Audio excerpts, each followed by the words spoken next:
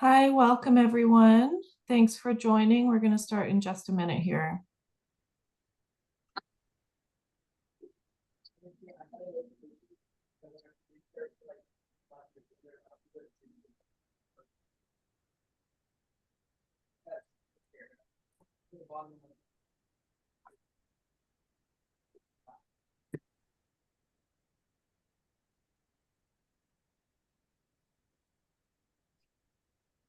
Okay, what do you think? Should we get started?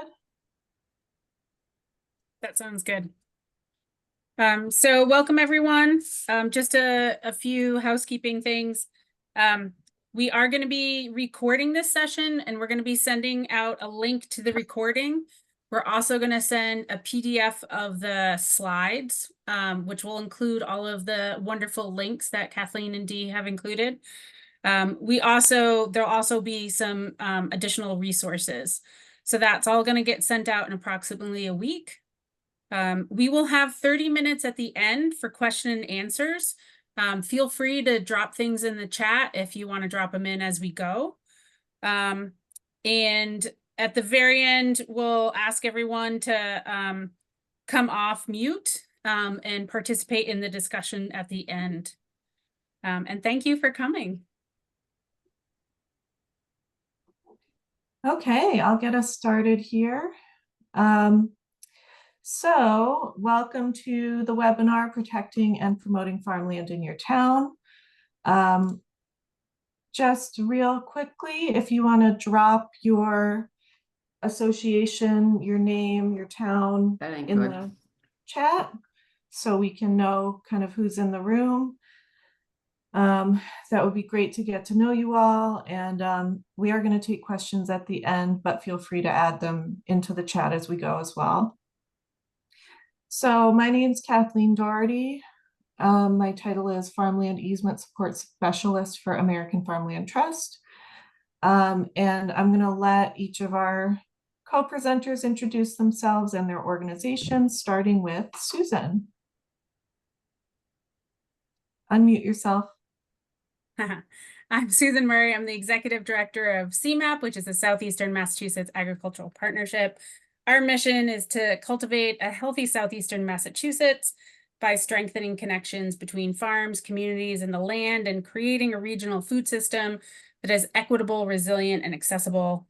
We do this by connecting, advocating, and educating to build thriving agricultural communities that work for all. That's great. Thank you, Susan. And Susan is the mastermind and also our host this evening. So thank you very much. Okay, Dee, you want to introduce yourself and your organization a little bit? Yeah, so my name is Dee Levanti. I'm the Southeastern New England field agent with Land for Good. And our mission is to ensure the future of farming in New England by putting more farmers more securely on more farmland. We work on farmland access for farmers who are seeking access to farmland. We work on securing tenure through helping farmers draft strong leases. We help landowners who are looking to make their land available. And we also help with farm succession and transfer. When the senior generation is ready to pass the farm on to the next generation, we help with that transition process. Awesome. Thank you, Dee. And again, I'm with American Farmland Trust. American Farmland Trust works nationally, but we have a very strong presence in Massachusetts and in New England. We have a three-pronged mission, which is protecting farmland, promoting sound farming practices, and keeping farmers on the land. So we're going to focus primarily on the protecting farmland and also keeping farmers on the land today. But just to flag that we also do a lot of work around farming practices, climate smart ag, soil health. So with that, here's a brief outline of what we'll be talking about tonight. So first, we're going to make the case. Why should you care about protecting farmland? How can your town be supporting farmers? How can you protect farmland and where's the money going to come from? We'll talk about some farmland access tools, and then we'll do a deep dive into a couple success stories. And again, we'll have time for questions at the end. So why should you care about protecting farmland? So I always like to say that disturbing farm soil is akin in some cases to cutting an old growth forest. It can take hundreds of years for 1 inch of topsoil to be formed. And so once it's gone, it's gone. You know, farmland is, and the soil in particular, is a very unique natural resource. Not to mention it's a part of our communities. It provides jobs, it provides agricultural goods, it provides food, fiber, timber products. Farming can be good for climate change. You know, we talk about green infrastructure to mean stormwater management, but also climate resilience. So, you know, there's a lot of reasons to care about farmland. And not to mention that it's good for your town economy. Agritourism can bring in jobs, can bring in visitors. And not to mention that farms require fewer public services than residential land use. Farmland is almost as good as commercial land in terms of the ratio between public services used to tax revenue gained. We are losing farmland at an alarming rate, and Massachusetts is losing it at a faster rate than the rest of the country. So from 2001 to 2016, we were 6th in the country for the percentage of farmland lost or converted. And then more recently, we lost an additional 27,000 acres from 2017 to 2022. This map is showing on the left which states lost the most percentage of farmland during that time period. So it's not great to be in the top 10 for that particular list of farmland loss across the country. We also have very expensive farmland compared to the rest of the country. 4th highest farm real estate values per acre. And the other 3 states that are higher than us are Rhode Island, Connecticut, and New Jersey. So, you know, it's a real problem in the Northeast, farmland affordability. And with that, I'm going to pass it to Dee to kind of make that connection between farmland affordability, land access, and farmland protection. So farmland affordability is a challenge for entering farmers, and I just want to set the stage and acknowledge that the farmers in our country are aging, and that farmers age 65 and older own more than 1/3 of the farmland in Massachusetts. And farm succession is passing that farmland on to the next generation. Succession and access are 2 sides of the same coin. Next slide. So the average age of a farmer in the US is 58, and only 30% of the total farming population is classified as beginning farmers, which is within the first 10 years of operating a farm business. The average age of beginning farmers is like 45. So we need more young farmers. Farmland value is cited as a factor limiting the entry of new farmers. Land value is not set by its agricultural value, but rather by its potential development value for housing or commercial activity. So expensive farmland is keeping us from, you know, accessing the future of growing food in our country because young farmers can't get in to the game as landowners. Next slide, please. In Massachusetts, over 90% of our 2,333 senior generation farmers do not have a young operator working with them. This is from a study that Land for Good and AFT did back in 2016.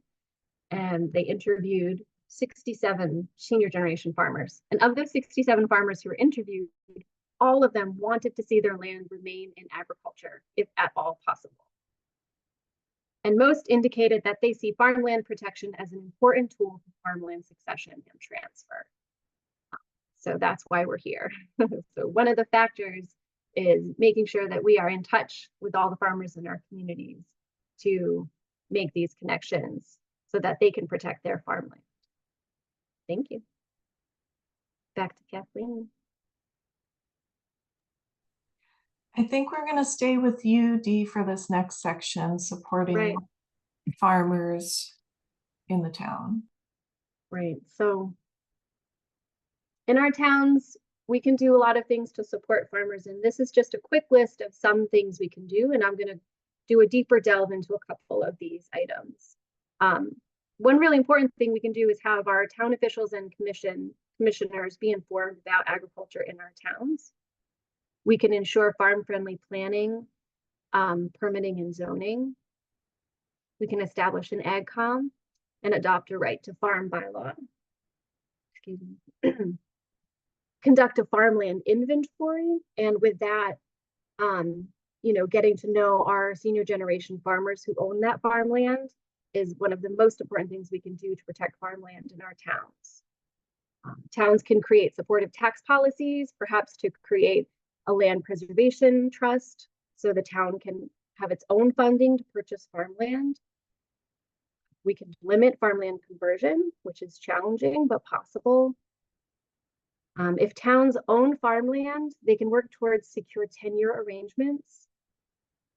And it's important to include farmers in any long-term planning efforts. If your town has a master plan or an open space plan, make sure that farmland is included in that and that farmers are included in the process.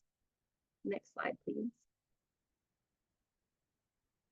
So in the state of Massachusetts, we have existing state regulations which protect agriculture.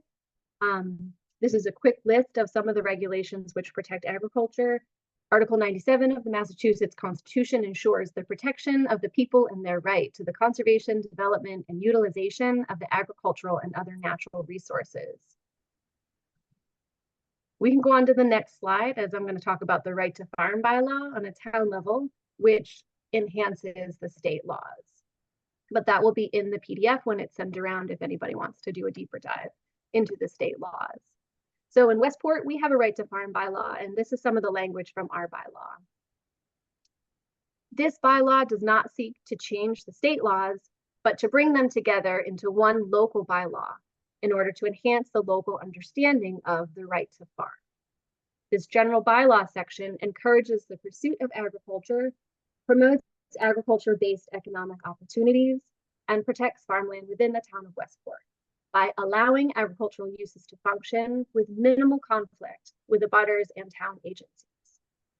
This section shall apply in all areas of the town, not just the agricultural zone. It goes on to define what a farm is in accordance with Chapter 61A. And a resource I've included here is that MDAR has a model right to farm bylaw, which you can access on their website, and there's a link for that. Next slide, please. So in general, what does the right to farm bylaw do? Again, it enhances the state laws, but they protect farmers' rights to engage in normal agricultural operations. Types of activities which are protected, which are also protected by the state law, the use of roads for farm equipment, whether it be slow moving or large farm equipment, this is protected. Pest and disease management, the processing and sales of farm products, farm stands without additional permitting, education and farm-based recreation, as well as agritourism. And some towns will also protect attainment. In Westport, the bylaw includes a procedure for complaints, which leans into conversations before people file formal complaints. So it's encouraging conversation and learning by all citizens in town of what is agriculture and what does agriculture look like. And as we continue to lose farmland to development, the amount of space between farms and houses dwindles. Residential and agricultural uses may be conflicting. Newer residents may not be used to the sights, sounds, and smells of agriculture, and neighborly complaints are common, which is why these laws already exist on the state books. Also, folks may be unfamiliar with newer farming practices. So the right to farm bylaw underscores the need to prioritize farming and food production within the And one of the things that I love about it is a tool for enhanced communication and learning. Not just protecting farmers, but it's also improving relationships by having a tool for communication. Thank you. These are some examples of other towns' bylaw language. I don't need to read all of these, but you can read over them quickly. One is to develop a work plan where the AgCom can get together and say, what do we want to do and how do we want to do it? AgCom can work as mediators, advocates, educators, and or negotiators on farming issues. We can advise the town selectmen, planning board, zoning board of appeals, all of the town bodies on issues which have to do with agriculture. We can report back to the town on special projects. So there's a wide scope of possibilities that an AgCom can engage in. But overall, an AgCom can promote agricultural-based economic opportunities in town. So on the next slide, we also have some resources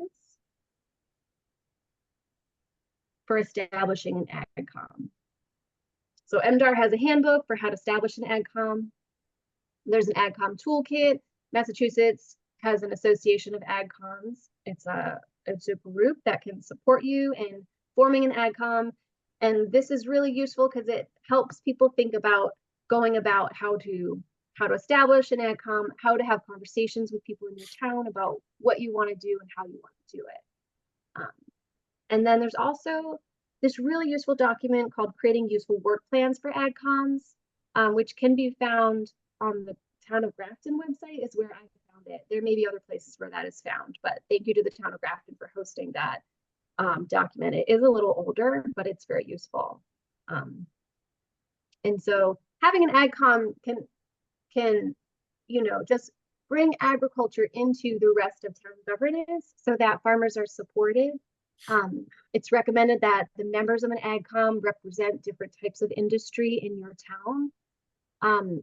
Members do not have to all be farmers, but they should have a solid understanding of farmers. And oftentimes it's useful to have people who are not farmers, possibly who are retired, maybe have a little more time on their hands, or who have different skills that they can bring to the table, perhaps organizing or marketing skills.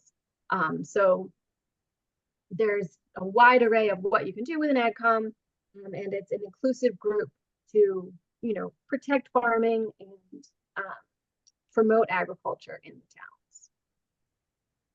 Thank you.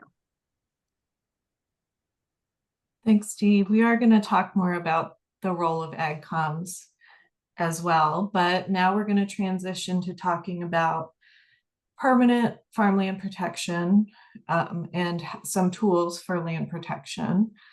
We're going to start with these 3 tools, Chapter 61A, permanent protection using a CR or APR, and then the Farmland of Local Importance designation. So 61A, I don't want to bore you here, but just to briefly mention that, the goal of Chapter 61A and the reason it exists is that agricultural land provides public benefits while using fewer public services than residential land. And so farms are taxed accordingly. One way to really make the most of Chapter 61A is to get to know the farmers in your town, strengthen the AgCom, invite farmers to serve on all your town boards, keep a good, accurate list of 61A properties and share it among boards so there's good communication of where the farms are in town. And then you can also include those farms in your town planning, especially your open space plan. But 61A only goes so far. It's not the same as permanent land protection.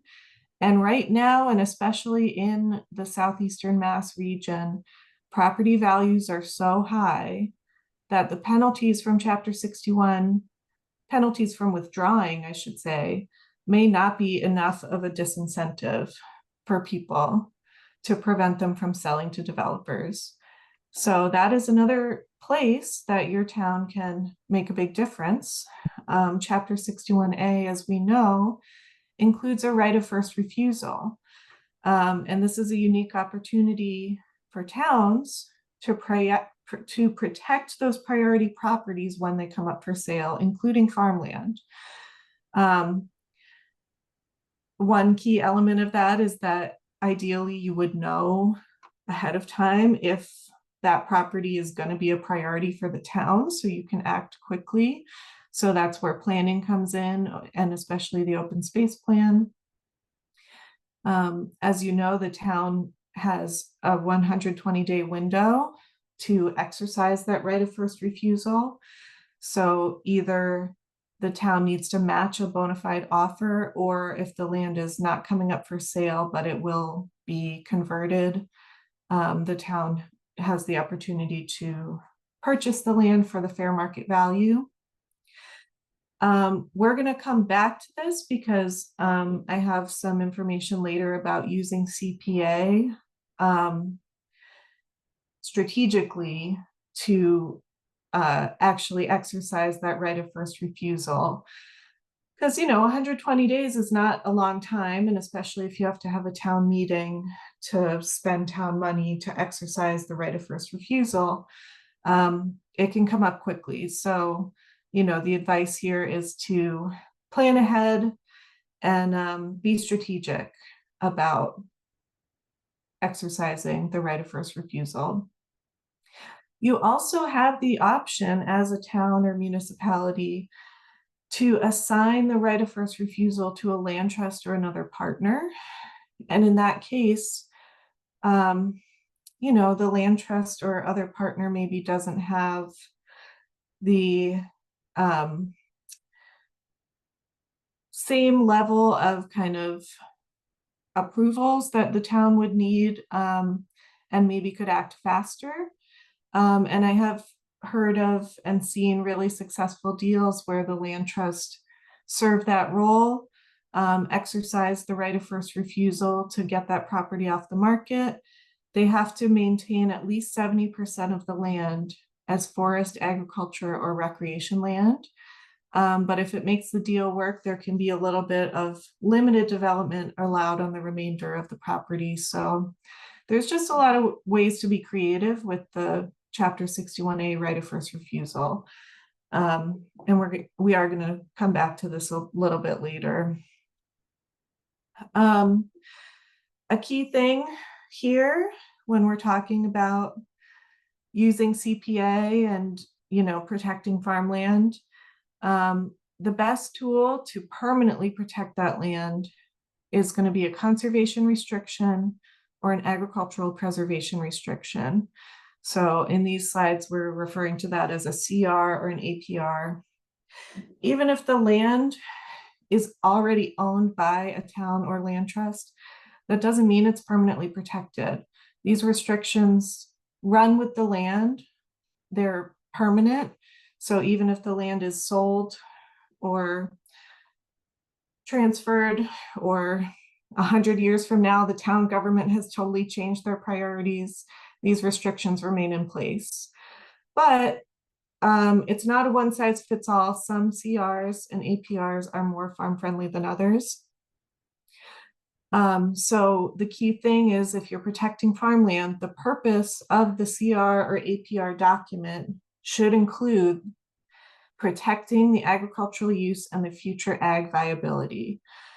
And, the word viability does a lot of work, because this does mean the farm is a business and the business needs to be viable. It's unlike a traditional open space CR in that way, because we're not just protecting the natural resources, we're also protecting the farm and the farmer working the land. So with that in mind, a real farm-friendly CR or APR is going to allow a certain amount of agricultural structures. It's going to allow some kinds of commercial use, including agritourism. And ideally, I'm an advocate for allowing dwellings within the CR or APR area. We also have two sort of very unique terms that can be included in the CR or APR to further enhance the viability of the farm in the future. And these might be familiar because all APRs that go through the Mass Department of Ag require these terms. We're not going to get in depth, but I'm happy to take questions later. So the option to purchase at ag value is an affordability tool where the farm must be sold to a qualified farmer at the agricultural value. So the buyer pool is limited and the purchase price is limited permanently. As well as the affirmative agriculture covenant, which says that the land must be used for commercial agriculture. So if the landowner is not farming it, they have to rent it to a farmer. Again, happy to take questions at the end about either of these. Lastly, I wanted to mention the farmland of local importance. This is a designation that's relatively new in Massachusetts, but it's a way to bring more farmland protection money into your town by designating these soils. So in New England, many farms are growing crops in areas that don't qualify as prime farmland soil. That's kind of what this map is showing. There's clear farm fields that aren't mapped as prime farmland. So farmland of local importance is any kind of land or soils that are not recognized as prime or statewide important farmland, but they're suitable for crop production and they're being used for crop production. This is a good audience for this topic because farmland of local importance is designated town by town. So, and the advantage is, you know, more farms will qualify for land protection programs if your town has farmland of local importance designated. So here's a map, and I'm very excited to be here in this audience because you can see not a lot of towns have designated FLI, and it's like a great tool that American Farmland Trust and USDA has a lot of support to help you get those FLI soils designated. And again, what's the point of doing this? You can qualify for more farmland protection programs. This link shows the current list of towns that have designated, and we'll share that with you after the fact. There's also a new tool that is just about to launch from American Farmland Trust to kind of further assist with screening soils for farmland of local importance. And I think right now the best way, if you're interested, is to just send me an email about that. Okay, now we're going to get into just about a 10-minute discussion of, okay, we care about farms. We, you know, have identified the farms we want to protect. Where is the money going to come from? And we're going to briefly touch on each of these programs. I don't have time to really do a deep dive on any of these, but we can also field questions if there are specific questions about any of these topics. We'll start with CPA. We'll talk about APR as well as private APR. We'll cover two USDA programs, which are the Agricultural Land Easement Program and the Wetlands Reserve Easement Program. And then we'll just briefly talk about some DCS grant programs. So here's a map of towns that have adopted CPA. You can see Southeastern Mass is doing a great job. It's very exciting. CPA is a great program, and when I worked in Connecticut, we like really tried to pass something similar and it didn't go, and everyone was so disappointed because Massachusetts has just been doing great stuff with CPA as far as land protection. So this is a town audience. I'm not gonna, you know, go into the basics of CPA, but just to mention some ways to be a little creative, to use CPA for farmland protection. So one really great low-hanging fruit is to partner with your local land trust. And your local land trust probably has access to grants and funding sources that the town maybe wouldn't, and can match the CPA money to make the CPA money go further for land protection. State funds are also a great and very obvious match for CPA, and we're going to talk about that on the next slide with the APR program. Towns can also raise funds for open space acquisitions and agricultural land acquisitions by bonding against future CPA funds, which, you know, many times land values are so expensive that that's, you know, one of the only ways to get enough money from CPA to accomplish that. Towns can also establish a conservation fund using CPA funds. So instead of waiting for a town meeting to vote on that particular project, you can vote at town meeting to put money into a conservation fund. And then when the property comes up for sale, like a Chapter 61A property that comes up for sale, you have a pot of money that's designated for open space that you don't have to go to town meeting to vote to use it. So that can be a really powerful tool to act quickly when a farm comes up for protection. Just a word about using public money. You know, public funds have to have a public benefit, but that does not mean that the town has to end up owning the farm. The town can choose to hold a CR or APR rather than owning the farm, which in many cases is a good choice because farm properties are complex and maybe your town doesn't want to own a farm. And if the town uses state money with MDAR, the town can co-hold, and then the actual stewarding of the CR and APR is a lot simpler for you, the town, because MDAR has staff to help with stewardship. I did also want to note that CPA does not require public access. And so that also makes it a really good fit for farmland. I'm going to try and rush through these last slides so I don't go past my time, but we keep mentioning the MDAR APR program. This is a state program, Mass Department of Ag Resources. And again, APR stands for Ag Preservation Restriction. Landowners apply to this program directly, but oftentimes the town and or the land trust is involved with the application, just to help the farmer kind of navigate the bureaucracy of state government. It's a very well-funded program. They do require a 5 to 10% local match, and that is where CPA can be an excellent match. And to further advocate for the right to farm bylaw, MDAR requires less local match percentage if your town has adopted right to farm bylaws. So that's a pretty compelling reason to adopt the right to farm. Any farm that's eligible for 61A is going to be eligible for the APR program.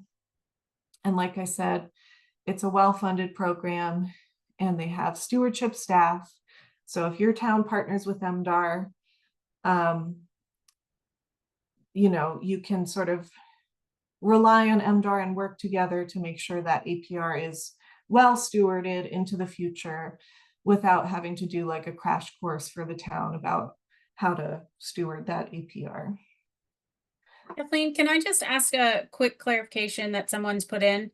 Yeah. It says, can you say more about state funds are a great match for CPA from Ellie Costa? Yeah, I was specifically thinking of the APR program. And maybe towards the end, we could have a more of a discussion about other types of state funds, but for APR, if there is a requirement for the 5 or 10% match, that means the state is bringing 90% of the dollars and the town can contribute, even with the help of a land trust. Maybe the town is pitching in 5% and the land trust pitches in 5%, just to get to that last little bit for APR. The other advantage of APR that I didn't mention is that the state also pays the transaction costs. So appraisal, survey, legal. So it's just a really powerful program in that way. And it, if CPA dollars are used, it's just a very small portion of the deal.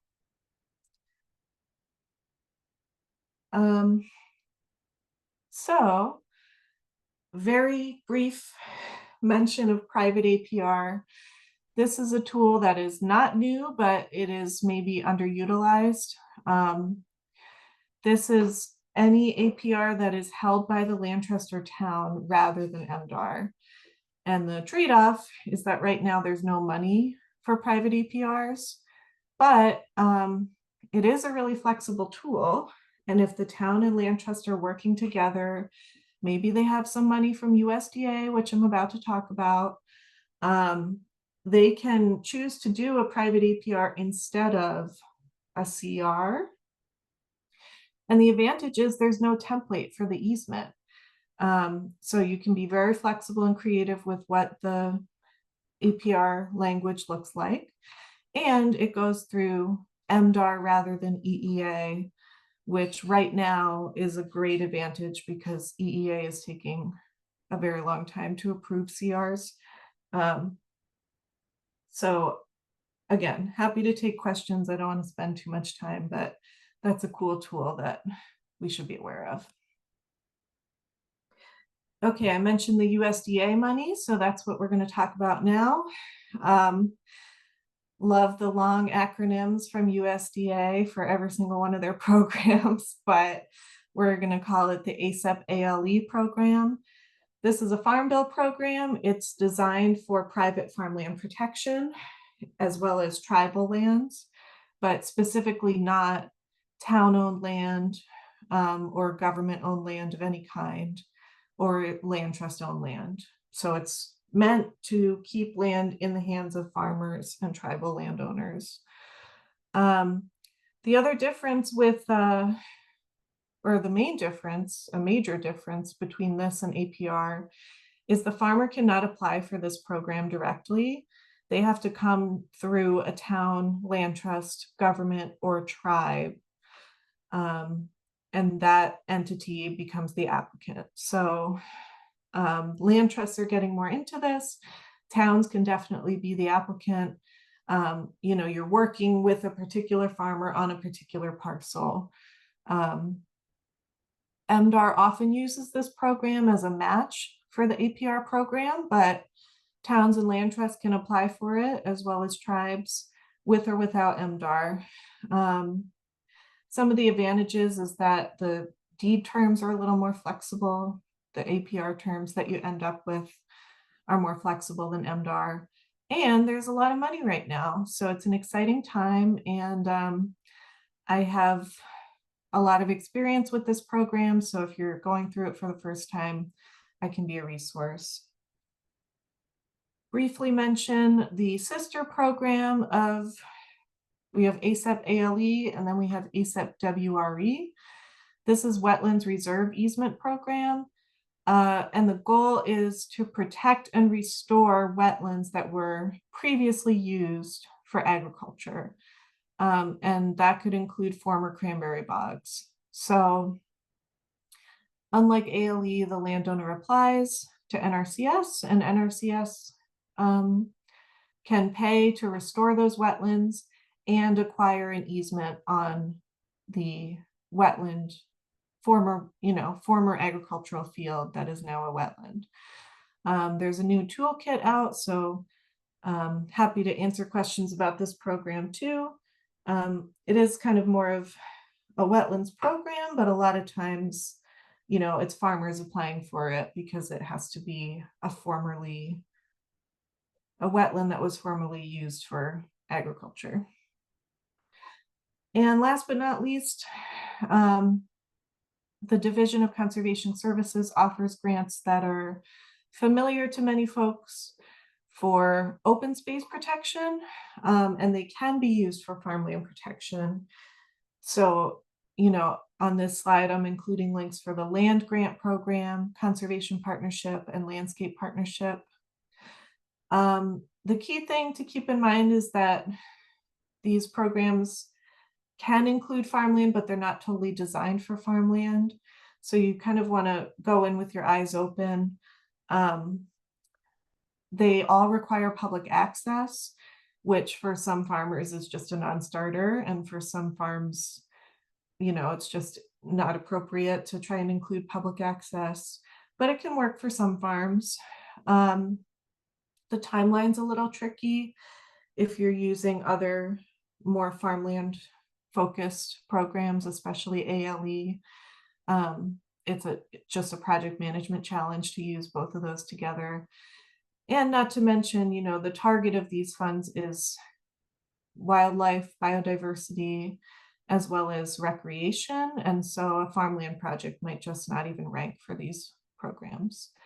So we can talk more about that, but right now I want to move on back to Dee for some farmland access tools. All right. So you worked with your town to preserve the farmland. Now what?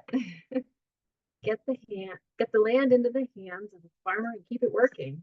So, like Kathleen said, farms may protect farmland and not own them. So there's a couple routes to go. If the farm retains ownership, they'll be looking to lease the land to a farmer. And if they are looking to pass the farm on to a farmer, they'll be looking to sell that, usually through an RFP process. So as towns are thinking about what to do with the land, there are support organizations that can help. And Land for Good is one of the organizations that can help with that. We can help towns clarify their goals and identify partners. For example, land trusts to work with in preserving the property before it's preserved. We can help to assess a property to determine the agricultural resources on that property. Some farms have been under one type of operation for a long time, and when the property changes hands, they may not stay under that same type of farming. So what other type of farming is good, is going to be good on that property. So the RFP review, if the land is going to be passed on, the town will be writing up a request for proposal. So that can be a very complicated process, and depending on how it's written, you'll get different applicants. And then if the land is going to be leased, Land for Good can help with the leasing, creating a lease and drafting a lease. And my next slide, we'll talk a little bit more about that. But I also want to mention the New England Farmland Finder. Once the land is preserved and ready for a new farmer, there is this New England-wide website called the New England Farmland Finder, where the property can be posted with information about what the land is like, how many acres there are, is there housing, what type of tenure is being sought, is it going to be sold, leased, you know, what is the infrastructure? And as you can see, this map shows you, it's just a snapshot. But there are farms all over New England that are being posted. And this website also hosts farm seekers, who are, you know, people looking to purchase farmland or to access farmland. So it's also a good way to go on, and you can look at people's profiles. And this is great in the information gathering stage too, for a town organization to kind of get a feel for who's out there looking for land. And then again, going back to our earlier point about knowing the farmers in your town, knowing which farmers may be older and thinking about retiring, but also knowing the younger farmers who are looking for land, and being able to kind of put those two together. We can go to the next slide. So Leasing Land to Farmers is a handbook that Land for Good wrote. It's a 35-page detailed guide, and it walks through all the steps and considerations of leasing farmland from the vantage of a town. So it goes very deep from the early stages. If a town is considering doing this kind of work, I would recommend looking through the handbook and having conversations with the other people that you're working with to get on the same page about what you're trying to do and how you might go about doing it. There's tips for assessing a property, how to have good communication with the public about the property. There are sample lease agreements in there. It goes through insurance and legal considerations. There are example case studies, including a chapter on community farms.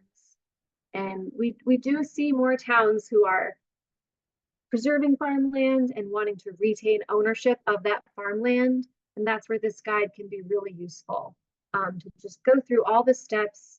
And there are tools in here to help everybody get on the same page and assess what they want to do and how they want to do it.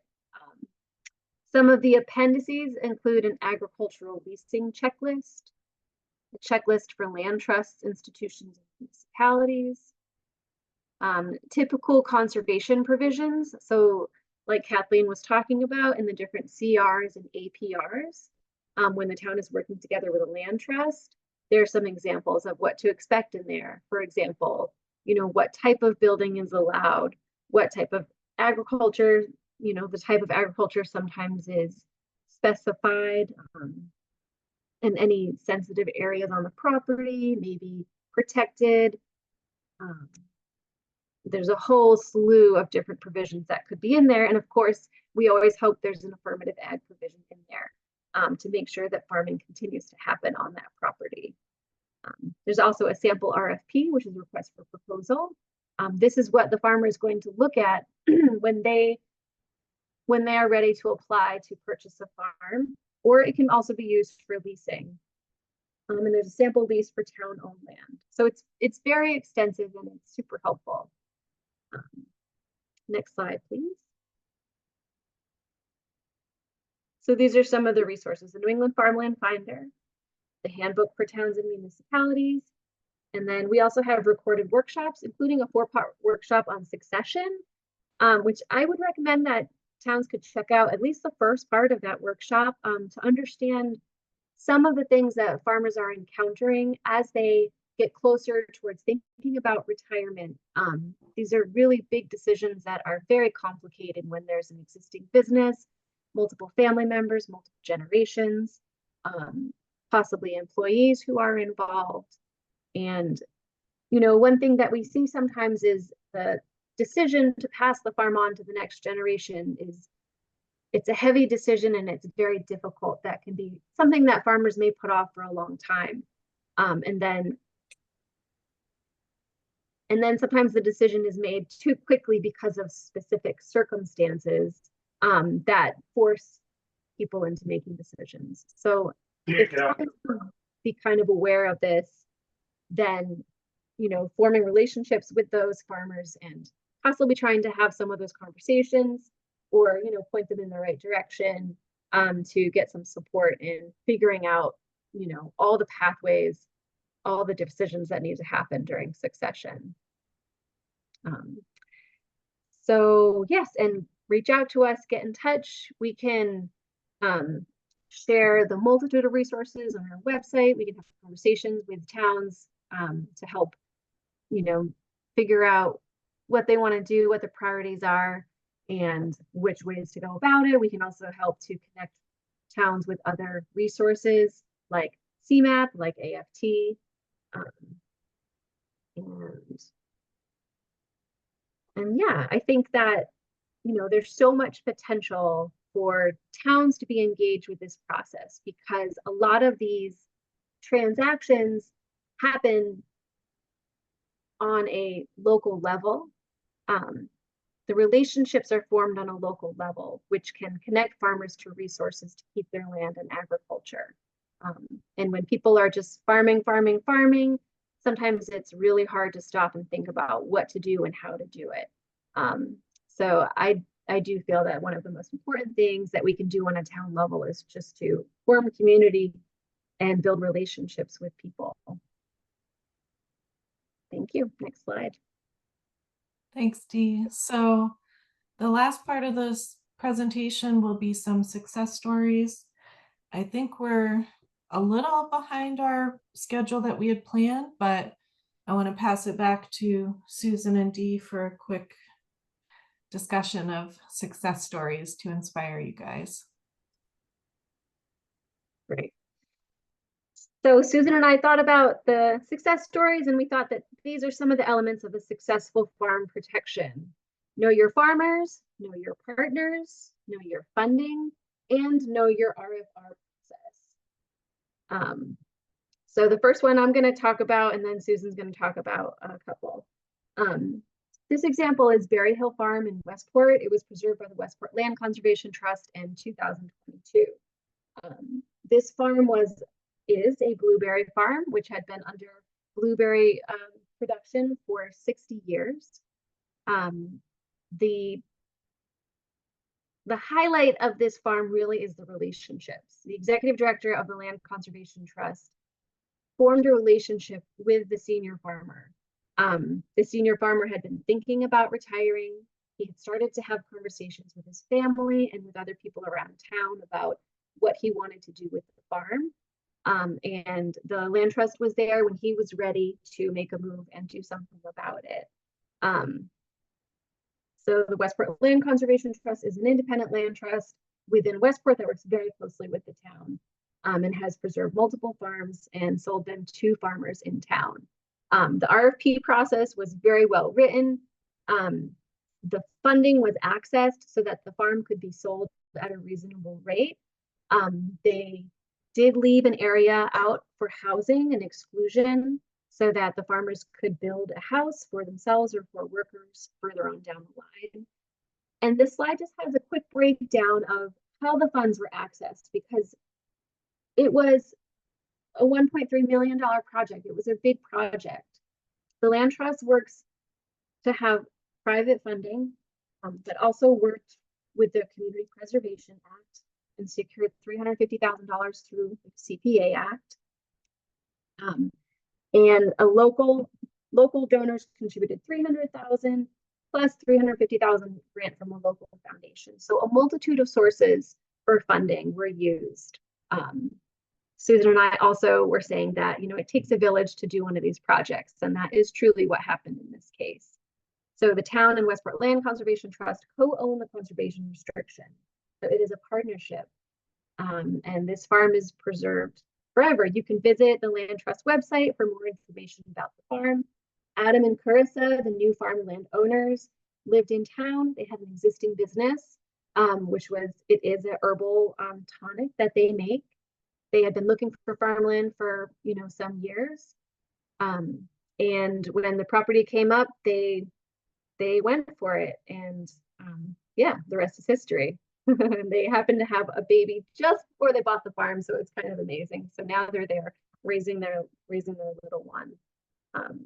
But it's a great example, and I think the Westport Land Conservation Trust deserves to be really highlighted because they understand that in order to keep this farm in agriculture, they had to meet certain price points, and the conservation restrictions had to be written in a way that would allow farming on the property and also to allow housing so that the future farmers could have a place to live. So thank you. I'm going to pass it to Susan now, who's going to give another quick case study. Hi, so this is in Dartmouth, Massachusetts. It's approximately 80 acres in North Dartmouth. Dutch Belt Farm was a dairy, and Copacut Farms is the new owner, and they're a pasture-based livestock doing a variety of poultry and pork and sheep. This was the town exercised their first right of refusal to buy this property. Very importantly, the owner of the original farm did not include the house in the purchase, but they the committee that worked on this in the town thought it was really important for the farmers to potentially have a house on the farm. So they tied a house lot, a buildable house lot, to the farm and worked with lawyers to tie this house lot with a deed rider, and also to keep down the costs for the next generation. So this was before OPAV really was popular. They were able to do that with a lawyer. This farm was preserved with a conservation restriction and an APR. The majority of it is in an APR, and this is actually a privately held APR. And the APR is held by Farm Bureau. This was financed with the town and also a local land trust, so DNRT, the Dartmouth Natural Resources Trust. They used an RFR, a really great RFR to find the farmers, and the farmers rented till everything was sorted out and eventually purchased the farm. So next slide. So just highlighting the big questions that we thought were really important. Know your farmer. So the relationship with the farmer, the original farmer, was set really early on. This farm is at the edge of the Copacut Reserve. So it's right by very important woodlands and very important water source. And so someone who's adamant about conservation made that relationship with the farmer. And also the Ag Commission knew that dairy farms in Dartmouth were in trouble at this time. So this is actually the early 2000s. And they reached out and created a relationship with the farmers. So it's really important to know your farmers in town and know how your farmers are doing. And if there's a problem in a particular industry. So the partners in this were the town of Dartmouth and with many people within the town of Dartmouth. So the AgCom, the Community Preservation Committee, the Agricultural Preservation Trust Council, also the town planner was really important to this. And DNRT, the Dartmouth Natural Resources Trust, and also Farm Bureau were all the partners. Again, it takes a village sometimes. And working together, I think, makes it a lot easier. The more partners you can have, the more you can spread the work around. Funding, this was for early 2000s, this was a pretty expensive project. It came in at 1.6 million. CPC or CPA funds were used. DNRT, the local land trust, put in money. And obviously the farmer paid some of that money. And then Ag Preservation Trust actually put in the majority of the money. I'm going to go on to the next slide because the know your RFR, we're kind of low on time. So the other one I want to talk about is Doggett Brook Farm, which is now part of Elliott Farm. This is a 58-acre project in Rochester, Mass. And Buzzards Bay Coalition bought the property off of the real estate market. They raised funds for the project, and then they resold to Elliott Farm with a conservation restriction on it, with one residential building allowed. The CR is held by Buzzards Bay Coalition and Rochester Land Trust. Again, this is another really successful, what I didn't mention with, because we're short on time, but with Copacut Farms, they're a very successful farm, as is Elliott Farm. So the finances for this project, it cost $950,000. There was a little over $300,000 in private funding campaign with neighbors and donors. There was a $100,000 contribution from the Rochester Land Trust. There was an 85 Mass Conservation Partnership grant. There was $40,000 in Buzzards Bay National Estuary Program federal grant. And then obviously the farmers also purchased and paid into this. And I really want to, on this, I talked to the farmers, and I really want to emphasize the RFR process on this project. What the farmers said is that the timing of the RFR is really important. If you're doing your RFR during the growing season, fewer farmers are going to be able to have the capacity to respond to it. So the timing of your RFR is really important. The farmers also noted that promoting the RFR is in a fair and equitable way is really important. You can do it through MDAR, by local groups like CMAP, Land for Good, all these AFT extension programs, Farm Bureau. So making sure that you're advertising to as many farmers as possible and doing that equitably. And then the farmers stress that having a simplified RFR process is really important, less narrative requirements, and more focus on farm history and capacity to steward the land and afford the land. And finally, one last note from the farmers at Elliott Farm on this one. This was basically a game changer for them getting this land. They already owned some land, and adding this was instrumental. And they say the conservation values and farming values can at times be at odds. It took them 13 months to negotiate their CR. Production farmers need flexibility in CRs as their livelihood depends on it. So I think that's really important. And at that, I want to make sure we have enough time for questions. So I'm gonna stop Thank you, there. Susan. That was awesome. And we're really good on time. We're actually right on time. You guys did it. It's tremendous. So I'm going to end with a little call to action because we've talked about a lot of topics and we're trying to tie it all together, but this is your cue. If you haven't already, if you're sitting on a question, drop it in the chat or just get ready to raise your hand and unmute. So just to kind of sum up what we're talking about today, you want to engage with farmers in your town and connect them with resources, and the resources can be the people on this call. You know, if we don't know the answer, we can direct you to the right answer. Improving communications between the town boards and departments, including strengthening your ag commission and having farmers serve on your town boards. Implementing some of those farm-friendly planning tools that Dee mentioned, right to farm bylaw, farm-friendly zoning, as well as Chapter 61A. And that was cool that Susan had an example of a farm that was protected using the right of first refusal from 61A. Farmland of local importance, we mentioned, that's an action that the town is sort of the leader on with the USDA involvement to get farmland of local importance designated in your town. If you have an adopted CPA, that's an excellent tool for farmland protection. Local land trusts are ready to help and they want to partner with you to protect farms in their service area.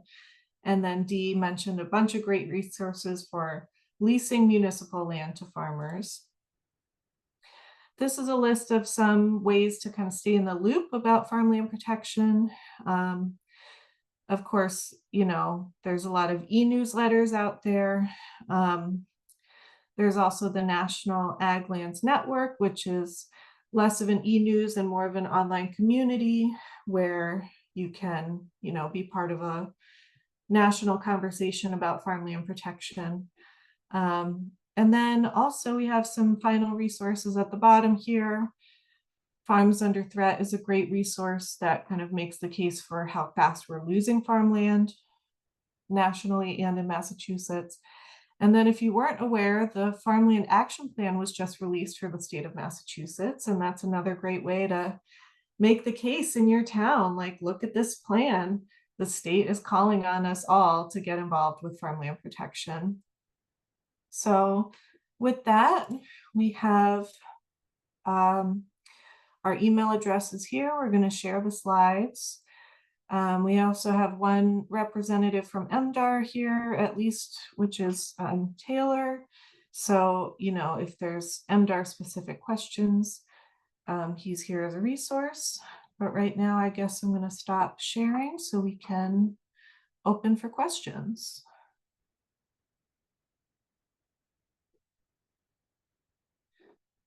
Okay, Jamie and Susan, are there any that are jumping out for you from? that you- There's one from Tony in here. I don't know the answer, Tony. I'm sorry. In terms of federal and state money for purchase of farmlands for carbon sequestration. That's a little in the weeds for me, but if someone knows the answer to that, feel free to jump in. I'm just going to scroll back up because I was sort of responding to stuff as we were going along, but others may benefit. There was a Go couple ahead, Gigi. questions from Tony, and I want to make sure we answered them.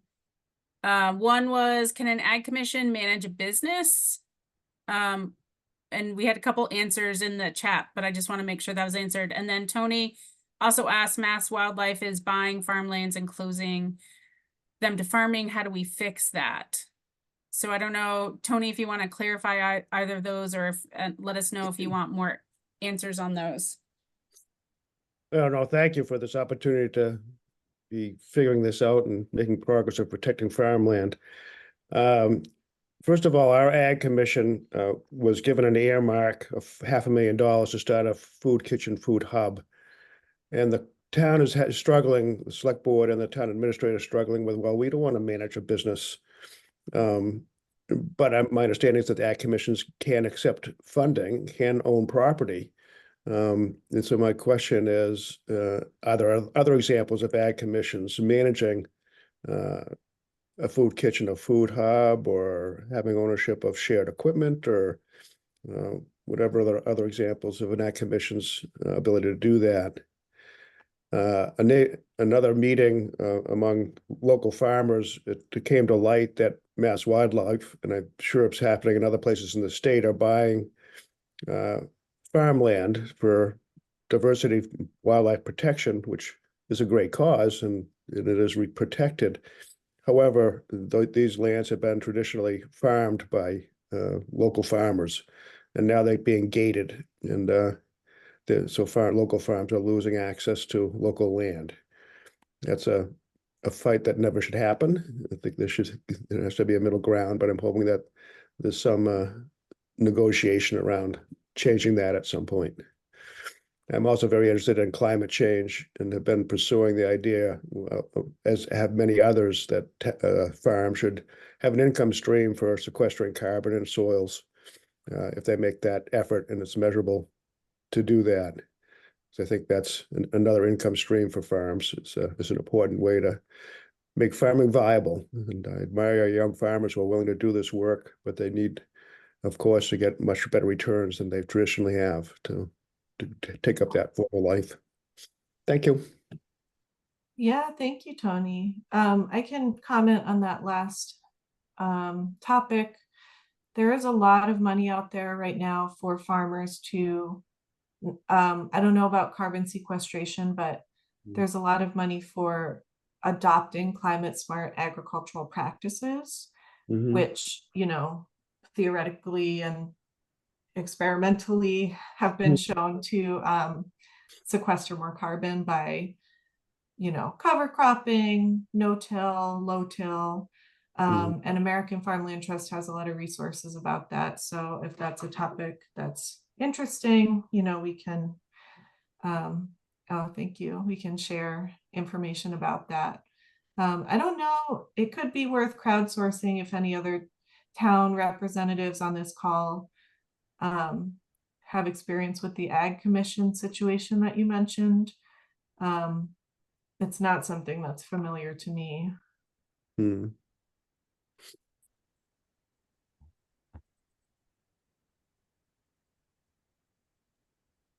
I think we're doing groundbreaking work right here in Little Old Pepperell. Sue, you have your hand up. And Sue, I'd like to say Sue Caducci was instrumental in preserving the Dutch Belt Farm, and she corrected me that MDAR does hold the APR for the Dutch Belt Copacut Farm. So sorry about that. But Sue, did you have a comment? Sue is also an expert at AgComs.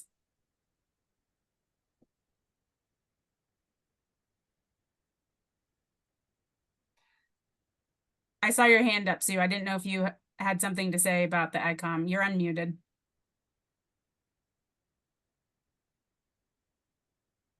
Can you hear me? Yep. Okay. Somehow I lost the video, but I'd like to get back to Tony's question about the kitchen. We in Dartmouth, they did it a little bit differently. We weren't at the time. We weren't looking to start like we were looking to start a shared use kitchen, which could be made available to farmers as well as food entrepreneurs. And it was done at the Grange. Or I don't know if you have a Grange Hall in the town that you're from, but that might be an organization or a place to look, because they pretty much took the project on. Now the way it runs is that they have a committee that oversees it. They hire a kitchen manager from time to time when somebody leaves and we need to hire a new person. And that's pretty much how it works. So can I add, that committee is a municipal committee? It's under the local. No, it is not. It's a Grange committee. Okay, yeah. Yeah, we have a kitchen in a vacated elementary school. That's the site for the kitchen. The struggle is that this earmark was sent to the municipality itself. So it has to remain under municipal control. And we're having trouble with the town leaders in terms of their willingness to do that.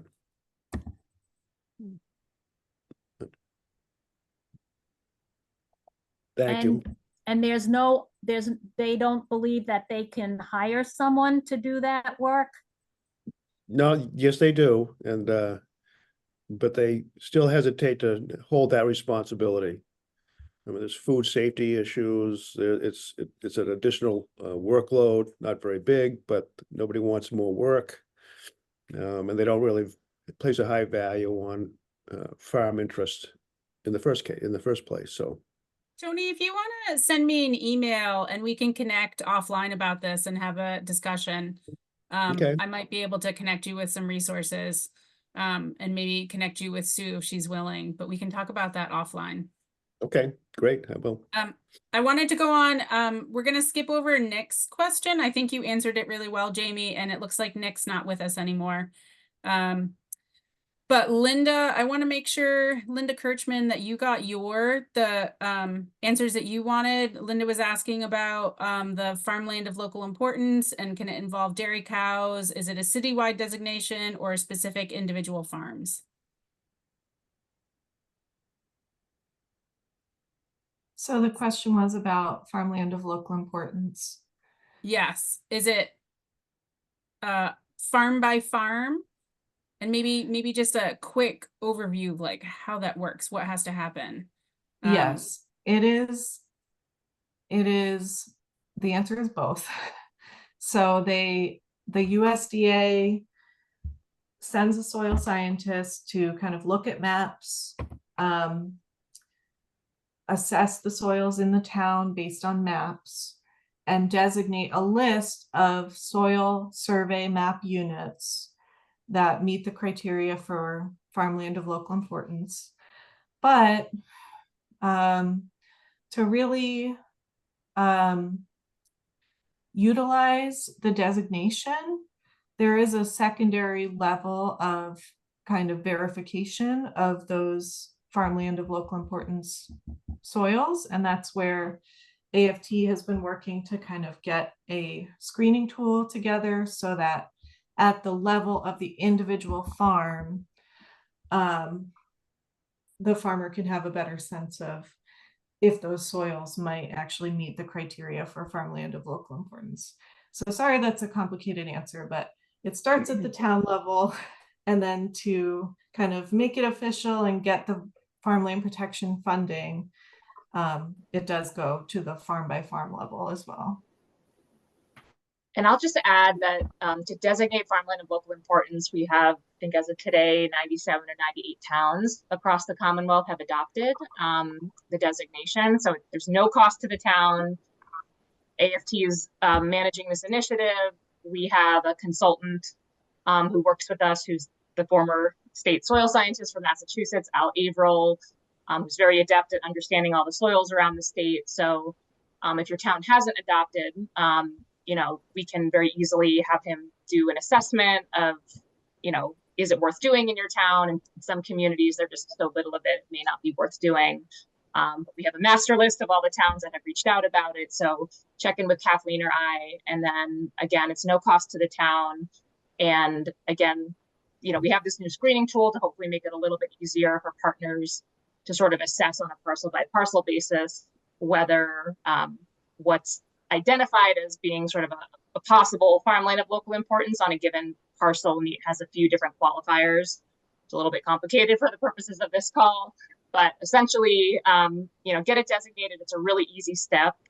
All that's needed literally is a signature from the chair of any town board. So what's really helpful is for all of you on the call, if you are someone who's supportive of agriculture, or you know someone who's the chair of the planning board or AgCom or CONCOM or select board, we really just need that one signature on a literal piece of paper. That's the list of those FLI soils, and then it's sort of done. And then what it does is it enables any owner in the town who happens to own a farm parcel that may have those FLI soils on it. It may make them more eligible for some of that federal farmland protection funding that Kathleen was talking about earlier. So it's worth doing, not a huge lift, and costs nothing to the town. Okay, I'm on the Ag Committee, and Charlene put me in touch with Kathleen and Jamie today, so I'm looking forward to furthering that conversation. Full circle kind of a day. We'll help you with that.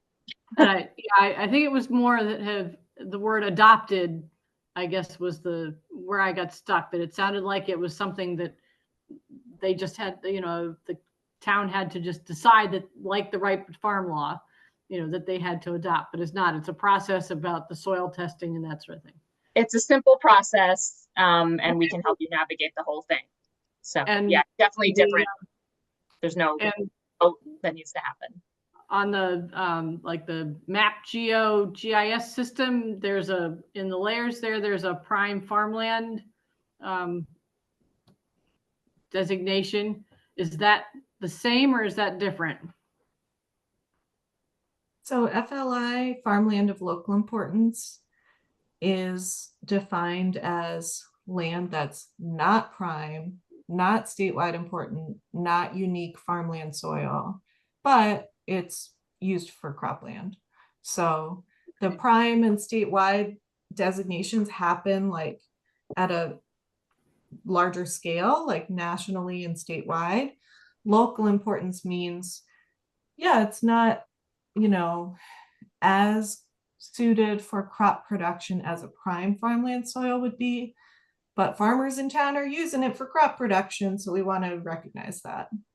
And then the word crop, does it only mean plants, or does it can mean animals, dairy and livestock and all that sort of thing? Okay. Yeah. Okay. It's a tricky thing, but yes, any kind of agriculture. Yeah. Okay, perfect. Thank you. I look forward to furthering this conversation. Me too. I think that's all the questions from the chat. So unless I missed something, if you want to just unmute and ask your question, I think I'm at that point. I think Ellie had one. Did you have a question, Ellie? You know, I think you answered that one. I'm looking through my notes now for the next one. Hang on, Okay. I'll come back. Take your time.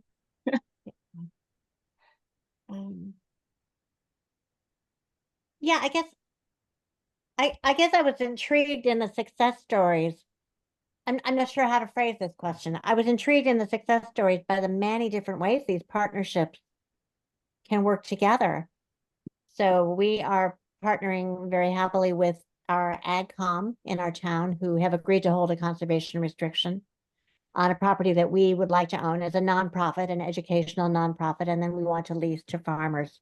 And I'm just thinking, gosh, who are the other partners we should be talking to? Or have we already sewn up the opportunities with what I just described? We've got the AdCom, we'll become the land trust. So, I mean, someone mentioned the Farm Bureau.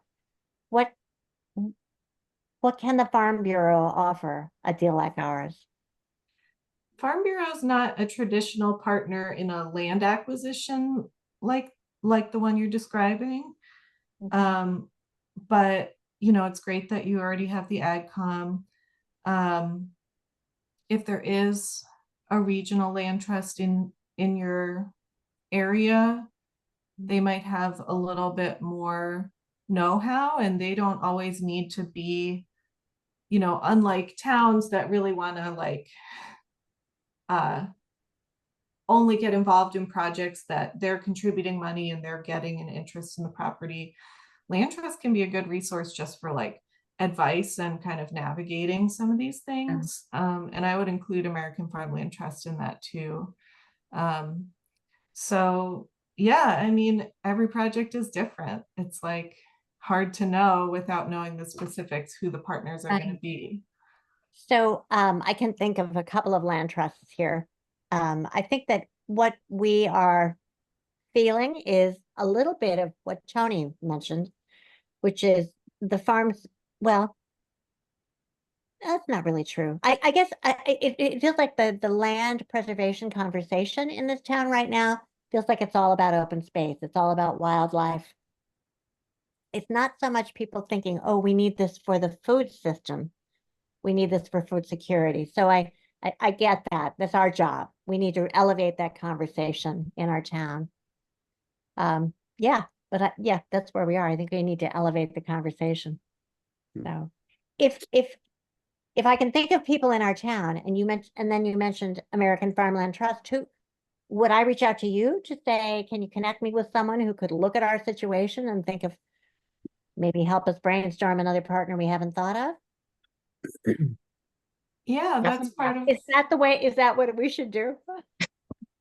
It's definitely an option. That's part of my role is to, I come from a land trust, but my role at American Farmland Trust is more to support land trusts in towns with what they want to be doing. And so I'm happy to kind of consult with you and give advice. And yeah, that's definitely something we can offer if it's helpful to you. And, between the 3 other folks joining me on this call, we probably know a lot of potential resources for you. All right. Thank you very much. I'll be making a lot of phone calls. Thank you. I did see a couple questions about smart solar. I think Jamie might have already included a link for the AFT's work on smart solar.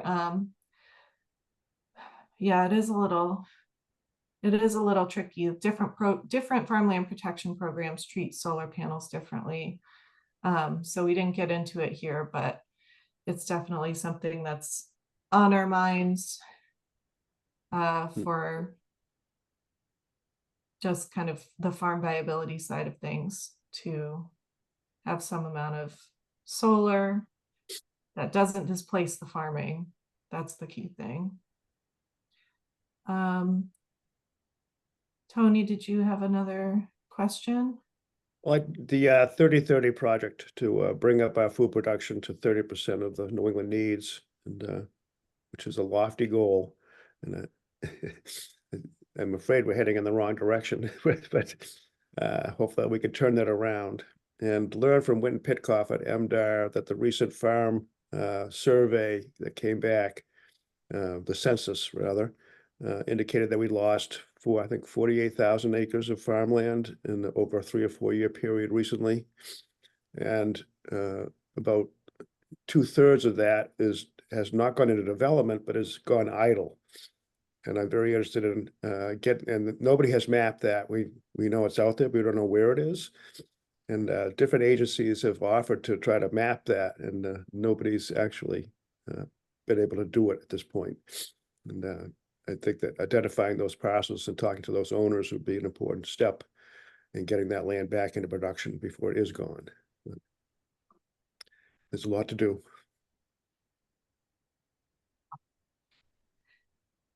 No, I agree.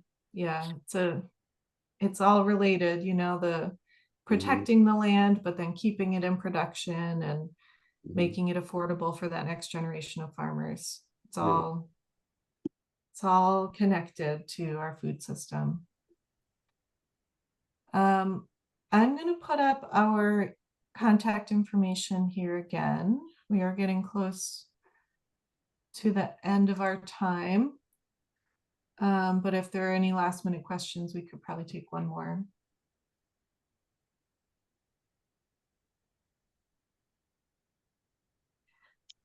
I just have a closing thought related to one of Ellie's points before, which is that this work is so localized and so regionalized, even across Massachusetts, which is such a tiny state, right? We have something like 150 land trusts. You know, every town has its own culture and its own, you know, various boards, its own history. And so that's why it is so important, you know, whatever your role is in the town, whether you're a farmland owner, whether you're on AdCom, whether you work for the town, on you know the culture of your community. And I think it's just that sort of that power of place that, you know, is so, particularly in New England with home rule and how things operate. You know, it can make things complicated in a way. It's harder to do things universally across the board. I think the Local Soils Initiative is sort of a case in point. You've got to go town by town. But on the other side, you know, building those relationships, I think the amazing case studies that were showed tonight, you know, we kept saying, you know, it takes a village, because really it does. And it's about those relationships. It's about the history. It's about connection. It's about being really creative and working together and partnering. And hopefully all of you here on this call heard something interesting and new tonight. And to echo Kathleen, just to know that we're all here. You know, you can reach out to us. We can help forge connections with other agricultural service providers if we ourselves don't know the answer.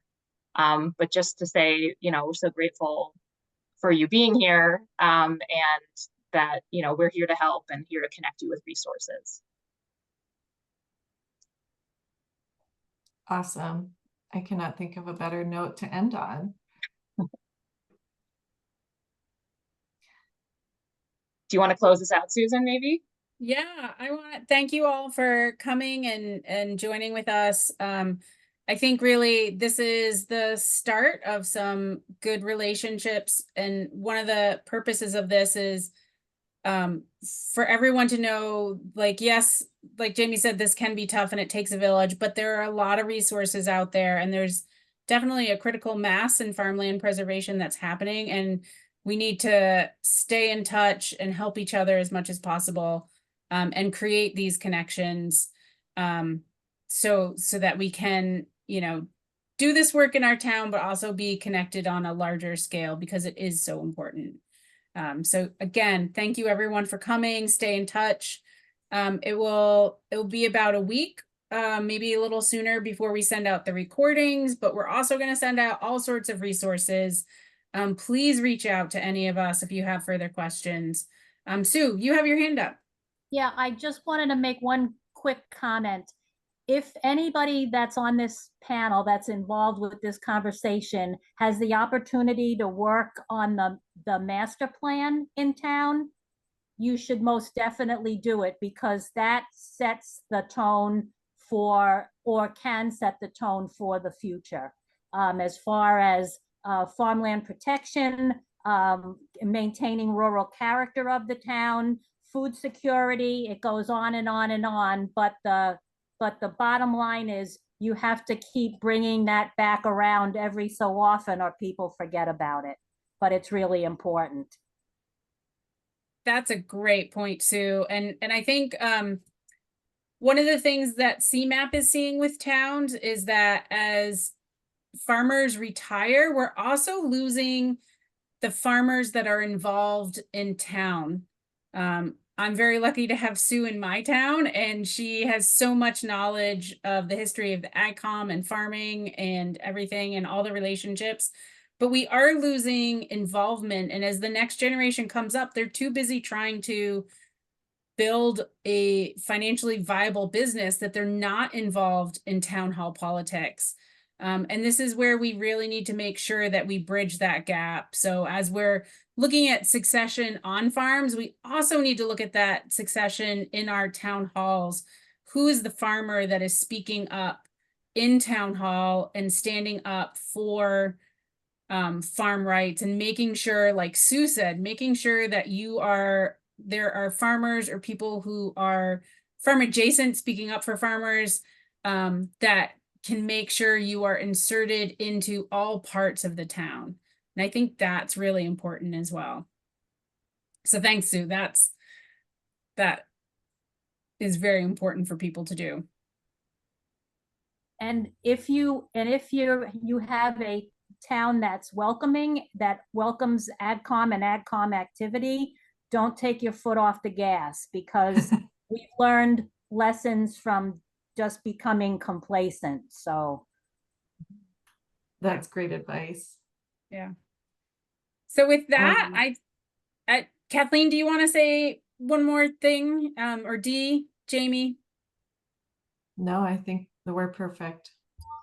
All right. Thank you everyone for coming and having this discussion with us today. Thank you. Thank you. Thanks, everyone. Have a wonderful night. Thanks, folks. Thanks for being here. Fun.